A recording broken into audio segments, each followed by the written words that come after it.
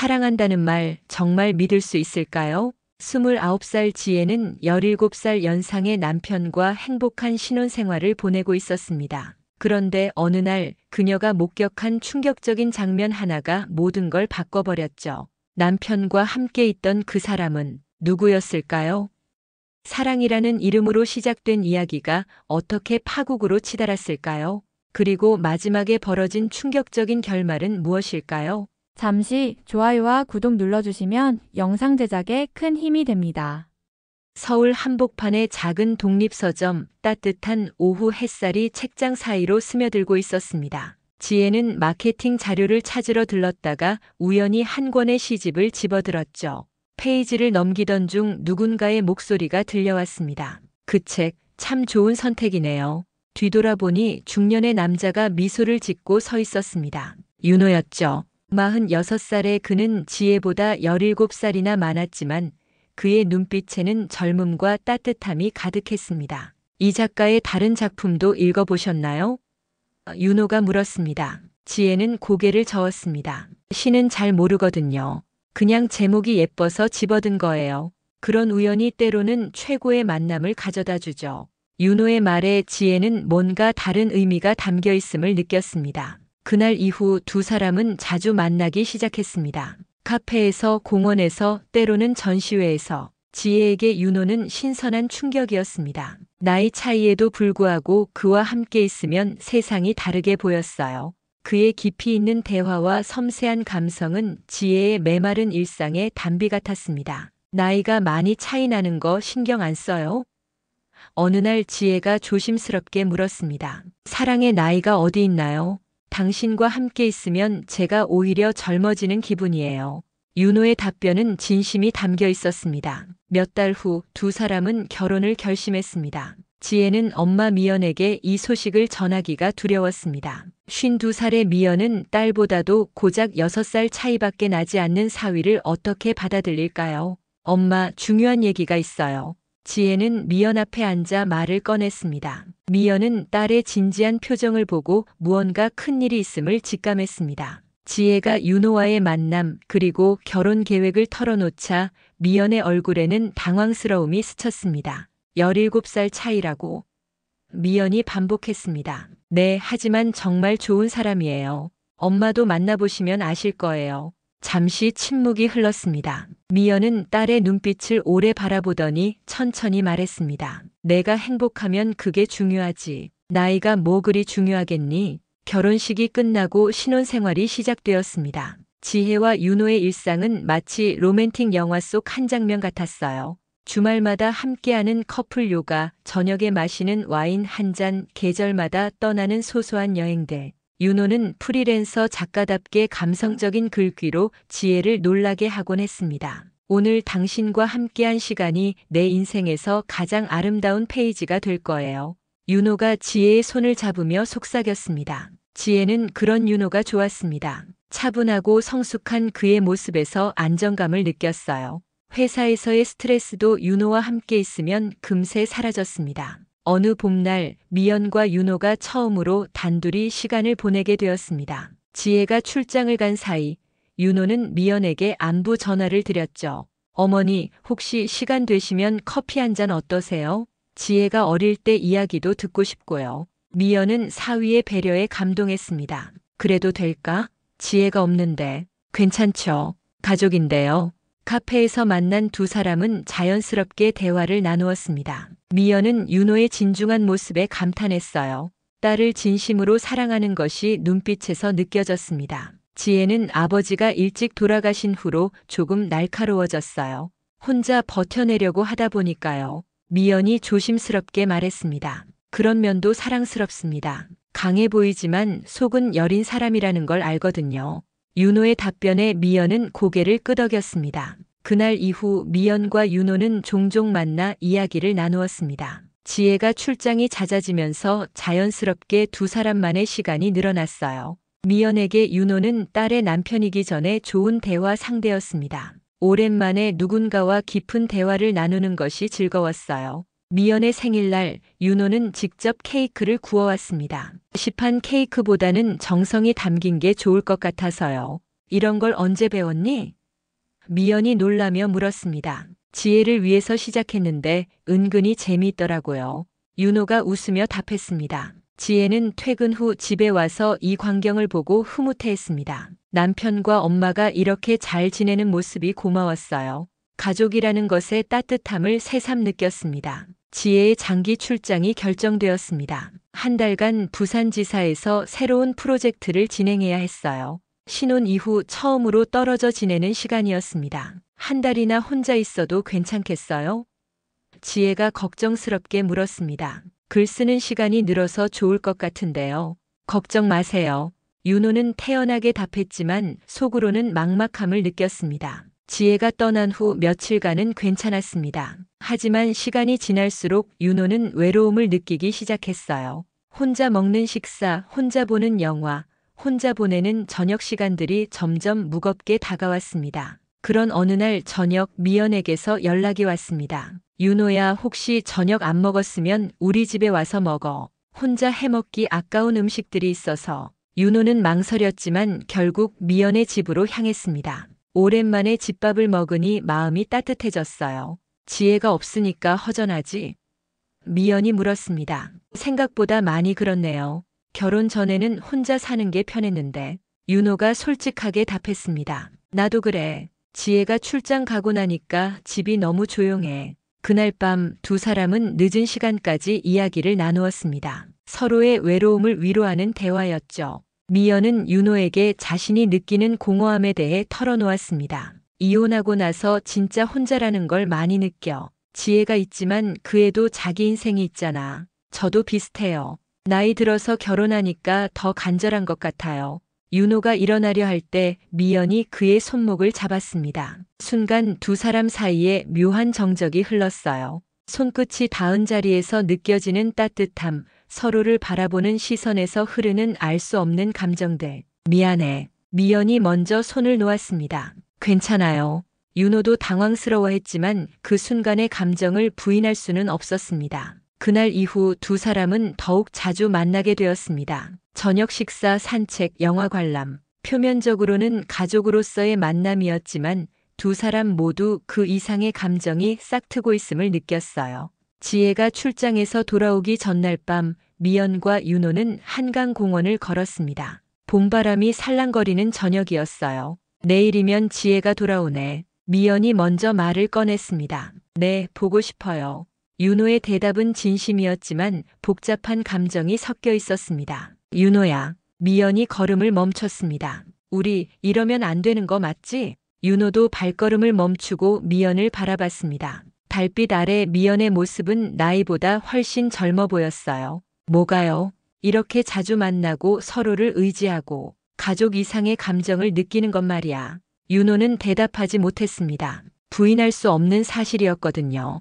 지혜보다 나와 더 편하다는 걸 우리 둘 다 알고 있잖아. 미연의 목소리에는 떨림이 있었습니다. 어머니, 나도 여자야 윤호야. 엄마이기 전에. 미연의 눈에 눈물이 맺혔습니다. 남편이 바람 피우고 떠난 후로 난 그냥 지혜 엄마로만 살았어. 근데 너와 있으면 내가 여자라는 걸 다시 느껴. 윤호의 마음도 흔들렸습니다. 지혜와의 결혼 생활이 행복하지만 미연과 함께 있을 때 느끼는 편안함과 이해는 다른 차원이었어요.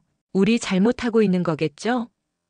윤호가 힘없이 말했습니다. 알면서도 멈출 수가 없어. 미연이 윤호의 손을 잡았습니다. 그 순간 윤호도 미연의 손을 꽉 잡았습니다. 두 사람은 서로를 바라보며 금기의 선을 넘나드는 감정에 휩싸였어요. 한 번만 여자로서 사랑받고 싶어. 미연의 목소리는 간절했습니다. 윤호는 더 이상 참을 수 없었습니다. 두 사람은 그날 밤 선을 넘었어요. 지혜에 대한 죄책감과 서로에 대한 간절함이 뒤섞인 채로. 다음 날 아침 두 사람은 서로를 바라보며 복잡한 감정에 휩싸였습니다. 돌이킬 수 없는 일이 벌어진 것이었어요.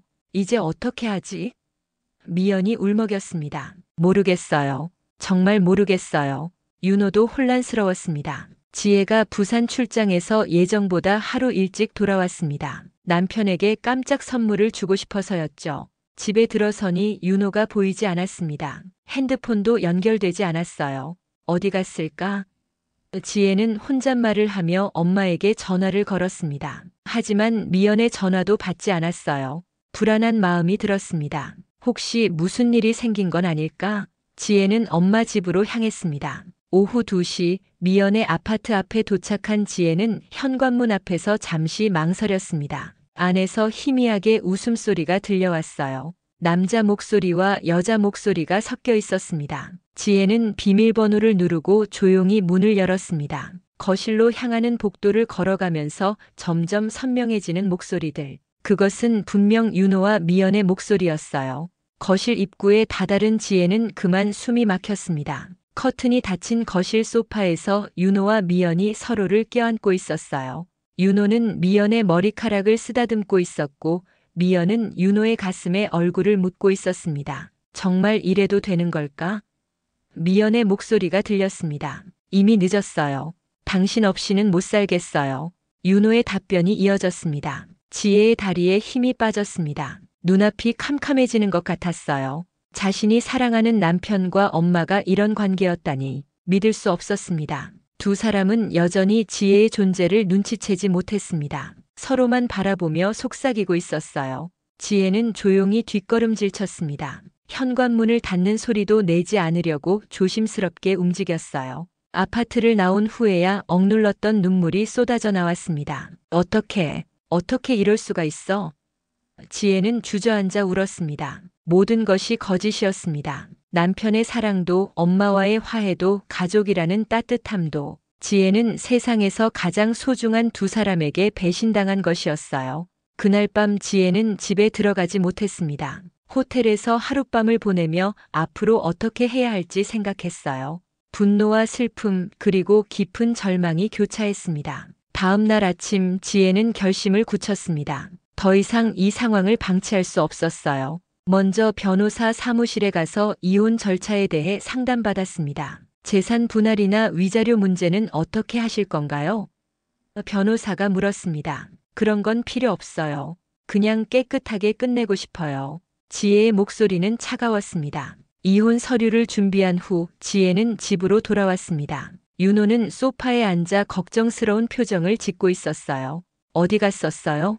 연락도 안 되고. 윤호가 일어서며 말했습니다. 이혼해요. 지혜가 서류를 식탁 위에 던졌습니다. 윤호의 얼굴이 창백해졌습니다. 갑자기 왜 이러는 거예요? 갑자기요?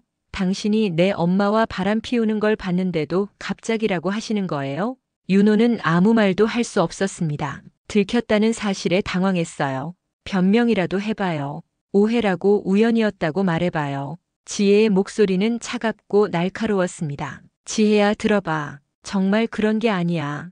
윤호가 다가오려 했지만 지혜는 손을 들어막았습니다. 그런 게 아니라면 뭐예요? 내 엄마와 포옹하고 키스하고 사랑한다고 속삭이는 게 뭐예요? 윤호는 고개를 숙였습니다. 더 이상 거짓말로 둘러댈 수 없었어요. 그때 초인종이 울렸습니다. 미연이었습니다. 지혜가 문을 열자 미연은 딸의 차가운 표정을 보고 모든 것을 직감했어요. 지혜야. 미연의 목소리는 떨리고 있었습니다. 엄마도 오셨네요. 잘 됐어요. 둘이 함께 들어보세요. 지혜는 두 사람을 거실로 안내했습니다. 지혜야, 엄마가 잘못했어. 정말 미안해. 미연이 무릎을 꿇었습니다. 미안하다고요? 미안하다는 말로 끝날 일이에요? 지혜의 목소리에는 분노가 가득했습니다. 우리도 어쩔 수 없었어. 사랑은. 윤호가 말하려 했지만 지혜가 소리쳤습니다. 사랑? 그게 사랑이에요? 내 남편을 빼앗고 내 가족을 파괴하는 게 사랑이라고요? 미연은 계속 울면서 사과했습니다. 지혜야, 엄마가 잘못했어. 엄마가 나빴어. 나는 엄마를 믿었어요. 당신이 내 편이라고 생각했어요. 근데 어떻게 내 남편과. 지혜의 목소리가 점점 작아졌습니다. 그날 밤 미연은 혼자 집으로 돌아갔습니다. 욕실에서 손목을 그으며 생각했어요. 딸을 잃은 것보다 더 큰 고통은 없었습니다. 유서에는 짧은 문장 하나만 적혀 있었어요. 지혜야, 정말 미안해. 사랑은 죄였을까? 다음 날 아침 미연을 발견한 것은 관리사무소 직원이었습니다. 응급실로 옮겨졌지만 이미 늦었어요. 지혜는 병원에서 엄마의 마지막을 지켜봤습니다. 의사는 고개를 저었습니다. 너무 늦게 발견됐어요. 유서도 있었고. 지혜는 아무 말도 하지 않았습니다. 분노도 슬픔도 그 어떤 감정도 느껴지지 않았어요. 그저 텅 빈 느낌만 있었습니다. 장례식장에서 지혜는 조문객들을 맞았습니다. 사람들은 위로의 말을 건넸지만 지혜에게는 하나도 들리지 않았어요. 윤호도 왔지만 지혜는 쳐다보지도 않았습니다. 지혜야, 정말 미안해. 내가 어머니를 이렇게 만든 거야. 윤호가 다가와 말했습니다. 지혜는 처음으로 윤호를 바라봤습니다. 당신이 내 엄마를 죽였어요. 그런 말 마라. 나도 어머니가 이럴 줄은 몰랐어. 몰랐다고요? 사람을 배신하고 가족을 파괴해놓고 몰랐다고요? 지혜의 목소리는 얼음처럼 차가웠습니다. 우리 다시 시작할 수 없을까? 어머니도 원하실 거야. 윤호가 간절히 말했습니다. 지혜는 웃었습니다. 차갑고 서늘한 웃음이었어요. 다시 시작이요? 당신은 정말 아무것도 모르는군요. 지혜야, 당신이 죽인 건 엄마만이 아니에요. 내 믿음도 죽였어요. 사랑에 대한 믿음, 가족에 대한 믿음, 사람에 대한 믿음. 지혜가 윤호를 똑바로 바라봤습니다. 이제 난 아무도 못 믿어요. 특히 남자는 절대로. 장례식이 끝난 후 윤호는 사라졌습니다. 이혼 서류에 도장만 찍어두고 연락이 끊어졌어요. 지혜는 혼자 남았습니다. 회사 동료인 박 대리만이 지혜의 상황을 지켜봤습니다. 괜찮으세요? 괜찮을 리 있겠어요? 지혜가 허탈하게 웃었습니다. 가족이라는 게 꼭 피 한 방울로 연결되어야 하는 건 아닐지도 몰라요. 박 대리가 조심스럽게 말했습니다. 하지만 지혜에게는 더 이상 가족도 사랑도 의미가 없었습니다. 모든 것이 거짓이었으니까요. 1년 후 지혜는 서울을 떠나 동해안의 작은 해변 마을에서 새로운 삶을 시작했습니다. 다른 이름으로 신분을 바꾸고 작은 카페를 운영하며 조용히 살았어요. 남자들과는 일절 관계를 맺지 않았습니다. 누군가 접근하려 해도 차갑게 거절했어요. 믿음은 한 번 깨지면 다시 회복하기 어려운 법이었습니다. 매년 미연의 기일에는 꽃만 보냈습니다. 직접 가지는 않았어요. 너무 아픈 기억들이 많았거든요.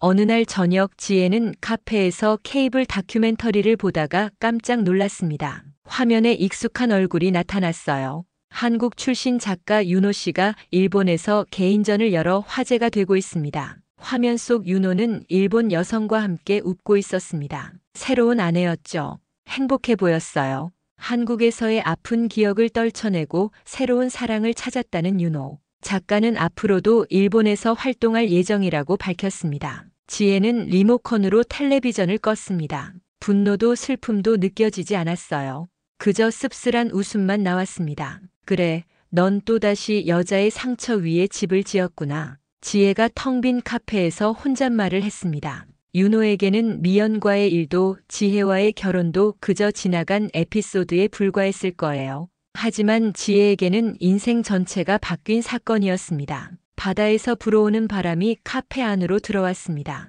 지혜는 창가에 앉아 파도 소리를 들었어요. 이제는 혼자가 편했습니다. 누군가를 믿고 사랑하는 일은 너무 위험했거든요. 며칠 후 지혜는 미연의 유품 상자를 꺼냈습니다. 그 안에는 유서와 함께 오래된 사진들이 들어있었어요. 지혜가 어릴 때 미연과 함께 찍은 사진들이었습니다. 사진 속 미연은 환하게 웃고 있었습니다. 딸을 사랑하는 엄마의 모습이었어요. 언제부터 그 사랑이 욕망으로 바뀌었을까요? 아니면 처음부터 그런 거였을까요? 지혜는 상자를 들고 바닷가로 나갔습니다. 밤바다는 고요했어요. 파도가 모래사장을 쓸고 지나갔습니다. 엄마, 이제 정말 끝이에요. 지혜가 상자를 바다에 던졌습니다. 상자는 파도에 휩쓸려 멀어져 갔어요. 그 안에 모든 기억들과 함께 지혜는 모래사장에 앉아 하늘을 올려다봤습니다. 별들이 반짝이고 있었어요. 혼자지만 외롭지 않았습니다. 사랑이라는 이름의 배신을 당한 후로는 혼자가 오히려 안전했거든요. 사람들은 사랑 없이는 살 수 없다고 했지만 지혜는 달랐습니다. 사랑 때문에 모든 것을 잃었으니까요. 이제는 아무도 믿지 않고 아무도 사랑하지 않으며 그저 조용히 살아갈 뿐이었습니다. 바다 위로 떠오르는 달이 지혜의 얼굴을 비췄습니다. 차갑고 아름다운 달빛처럼 지혜도 차갑고 아름다운 사람이 되어 있었어요. 하지만 그 아름다움 뒤에는 깊은 상처와 절망이 숨어 있었습니다. 가족이라는 이름으로 시작된 사랑은 결국 모든 것을 파괴했습니다. 남편의 배신, 엄마의 죽음, 그리고 자신의 절망까지. 이제 지혜에게 남은 것은 혼자 살아가는 법뿐이었어요. 그날 밤 지혜는 처음으로 편안한 잠에 들었습니다. 더 이상 누군가를 기다리거나 사랑하거나 믿을 필요가 없었거든요. 사랑이라는 금기를 넘나들며 모든 것을 잃었지만 동시에 모든 것으로부터 자유로워진 것이었습니다. 아침이 되면 다시 카페를 열고 손님들을 맞고 평범한 일상을 반복할 거예요. 하지만 그 평범함 속에는 더 이상 누군가를 향한 기대나 사랑은 없을 것입니다. 그저 혼자 조용히 상처 입은 마음을 간직한 채 살아갈 뿐이었어요. 사랑은 때로는 가장 가까운 사람들을 가장 깊이 상처 입히는 무기가 되기도 합니다. 지혜는 그 무서운 진실을 온몸으로 깨달았고 이제는 그 무기로부터 스스로를 지키는 법을 배웠습니다. 바로 아무도 사랑하지 않는 것이었어요. 사랑이라는 감정이 때로는 얼마나 잔혹할 수 있는지, 그리고 가장 가까운 사람들이 때로는 가장 깊은 상처를 줄 수 있다는 걸 보여준 이야기였습니다. 여러분은 이 이야기를 어떻게 생각하시나요? 댓글로 의견을 남겨주세요. 오늘도 끝까지 시청해주신 여러분께 진심으로 감사드립니다. 다음에도 더 흥미로운 이야기로 찾아뵙겠습니다.